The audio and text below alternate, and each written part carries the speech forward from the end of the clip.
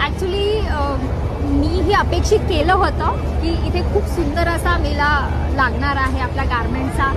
I had gone to Barcelona गेली होती मी स्पेनमध्ये, but that was a tech fair. म्हणजे तिथे आम्ही जे बघितलं होतं ते स्मार्ट सिटी फेअर होतं. आय थिंक त्याच दर्जाचं हे गारमेंट फेअर इथे आज झालेलं आहे.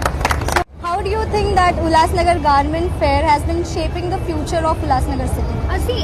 What is happening is we are shifting towards more on online पद्धतीनं आपण सगळ्या गोष्टी करतोय आज. तर त्यामध्ये काय होतात नाही, एकच गोष्ट आपल्या जी समोर येते, इंस्टाग्राम म्हणा, सोशल मीडिया म्हणा, ॲमेझॉन, ते जे प्लॅटफॉर्म्स ऑफर करतात आपण त्याच्यातच गुंतून पडतो. So this fairs are a very, मला वाटतं, fresh outlook towards what we can engage in to. So एक परसेप्शन पण चेंज करतात, ॲटिट्यूड नॅरो करून वाईडन करतात आपला.